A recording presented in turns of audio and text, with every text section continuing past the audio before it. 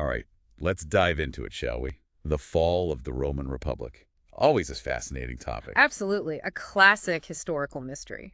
You know, it's funny, you sent over this History of the Roman Republic PDF, Oh, yeah. and it really got me thinking. We always hear about economic troubles and, barbarian invasions, Right. but this source, it suggests something totally different, like Rome might have tripped over its own feet a bit. That's a great way to put it. The traditional narrative focuses on external pressures, for sure. Yeah. But this source suggests that Rome's inclusivity, its openness to outsiders, may have played a role in its downfall. Okay, so the very thing that we think of as a strength Exactly. ends up being a weakness. Yeah. But how? How did that actually happen? Well, the source argues that Rome's integration of barbarians, as they called them, Right. played a much bigger role than we traditionally think. Hmm. They allowed Germanic tribes to settle within their borders, even granted them a share of tax revenues. Wait, hold on. They were giving these groups, who they considered barbarians, a piece of the pie. Why on earth would they do that? It seems counterintuitive, right? Yeah. But the source suggests a few possible reasons. Manpower, for one. Rome's vast armies, their public works projects, they needed people. Integrating these groups provided a ready source of labor and soldiers. So it was a purely practical thing. Like, hey, we need more hands, come on in. It seems that way, at least in part. But of course, granting outsiders that much power could be destabilizing, right? Yeah, that's what I'm thinking. So how did the Romans justify that risk? Well, the source suggests they believed integration would foster loyalty, Okay. keep your friends close and your potential enemies closer. Right. I get it. If these outsiders felt like they were part of Roman society, they'd be less likely to rebel. It's like that age-old strategy. Precisely. But was it just pragmatism? Or was there something more to it? You're hitting on something interesting there. The source also hints at Roman pride. Maybe there was a sense of superiority. Like, hey, our culture is so great, you'll want to be just like us. Exactly. That these newcomers would naturally assimilate and become Romanized. Wow, that's fascinating. It's almost like a parallel to some of the conversations we have today about immigration and cultural integration. Absolutely. It shows that these issues are not new. Societies throughout history have grappled with incorporating outsiders. Right. And finding that balance between preserving their own identity and embracing new influences. It's a tricky thing, for sure. But in Rome's case, did this integration backfire? I mean, it was intended to strengthen the empire. Well, that was the idea, yes. But the source argues that, over time, these barbarian groups gained influence. They might have diluted Roman identity and contributed to internal divisions, making the empire more vulnerable to those very invasions everyone talks about. So they essentially invited the enemy in. In a way, yes. The source uses the phrase voluntarily delegating away its own power, which I think captures it perfectly. Wow. So we're not just talking about military might or economics here. It's this gradual erosion from within. Precisely. A subtle shift in the balance of power. That's a much more nuanced view than what we usually hear. And it raises some interesting questions about how we interpret history. The source mentions a debate among historians about how to describe Rome's fall. Oh, really? Yeah, even the words we use, accommodation versus invasion, for example, can reveal different interpretations and biases. So the words themselves tell a story. They do. It's fascinating how framing and word choice can shape our understanding of the past. It makes you wonder, did Rome really fall? Or was it something else entirely? Maybe a transformation? That's a great question, and one we can explore further as we continue our deep dive. I'm definitely ready for more. Let's take a quick break and come back to uncover more layers of this Roman Republic mystery.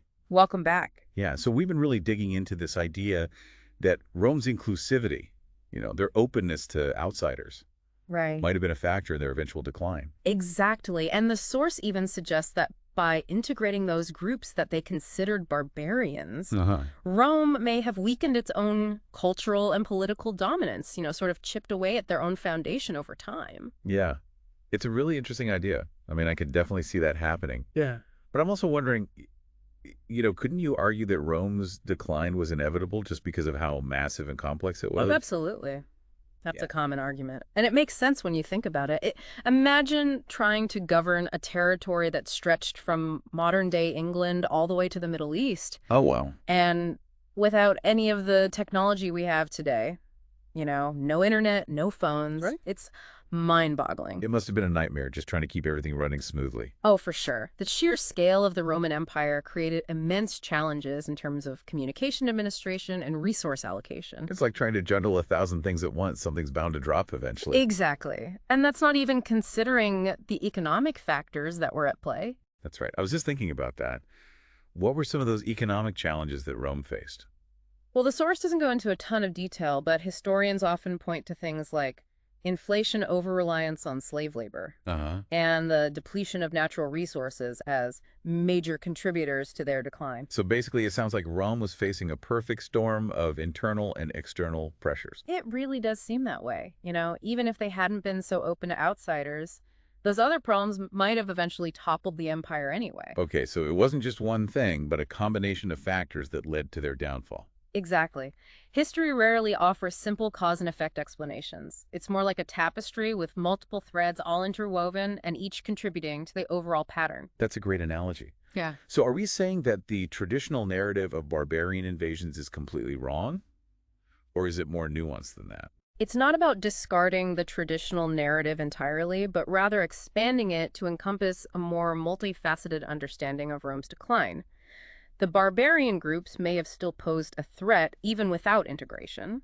Right. But this source encourages us to consider how Rome's internal decisions and approach to outsiders might have made them more susceptible to those external pressures. So essentially, Rome might have inadvertently created the conditions for their own vulnerability. In a way, yes. And I think there's a really powerful lesson there for us today. This idea that even well-intentioned policies can sometimes backfire, especially when we're dealing with really complex social and cultural issues. That's a sobering thought. Yeah. It makes you wonder if there are any modern parallels to this whole idea of a society becoming too open or too accommodating. It's a crucial question, and one that I think we all need to consider. Think about current debates around immigration, cultural integration, and national identity. Yeah. Are there any similarities to the challenges that Rome faced? What lessons can we learn from their experiences? That's a lot to think about. Yeah.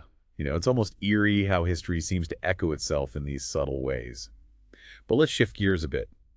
The source also brought up a contrasting viewpoint from Michael Carter's book, Entertainment in the Roman World. Yes. Which paints a very different picture of Roman society. Can you tell us a little bit more about that?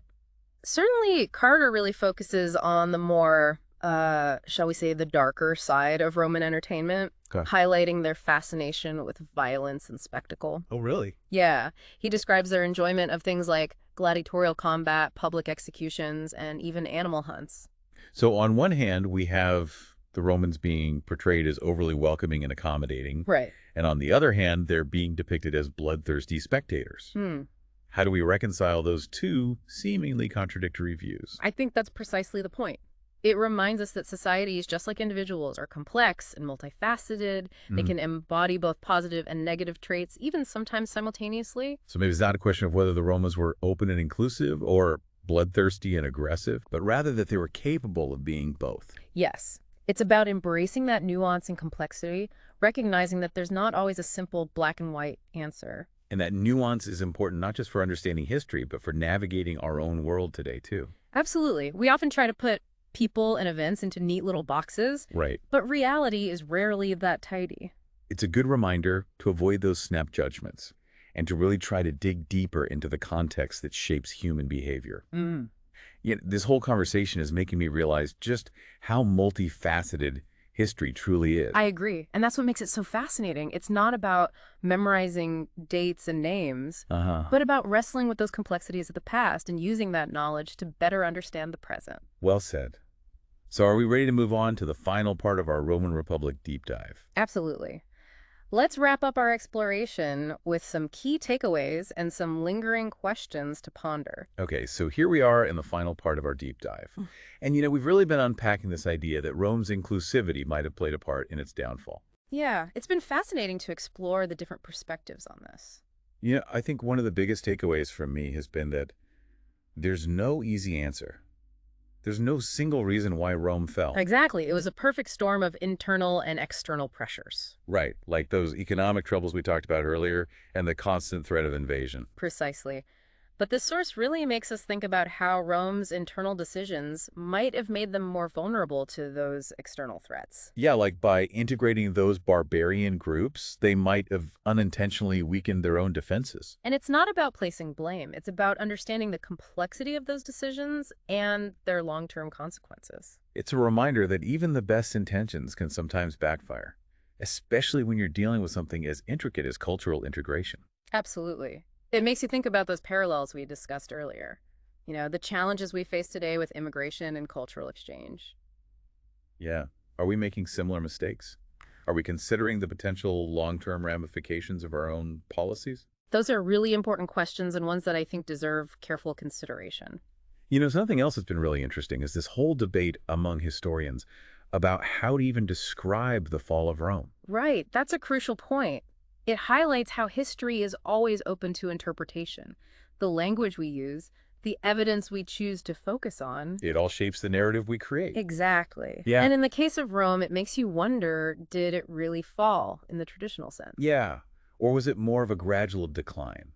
A slow unraveling from within? That's a very valid interpretation. And this source definitely lends weight to that idea. By allowing those outsider groups to gain influence, Rome may have unintentionally eroded its own power from the inside out. Precisely. It's a fascinating concept, and it challenges us to reconsider those traditional historical narratives. It's like peeling back the layers of an onion. There's always more to discover. The more you dig, the more you realize how complex and multifaceted history really is. I couldn't agree more. It's not about memorizing dates and names. It's about understanding the forces that shape our world. And about using that knowledge to inform our present and our future. On that note, I think we've reached the end of our Roman Republic deep dive. Thanks for joining us on this journey. It's been a pleasure exploring these ideas with you. And remember, history isn't just about the past.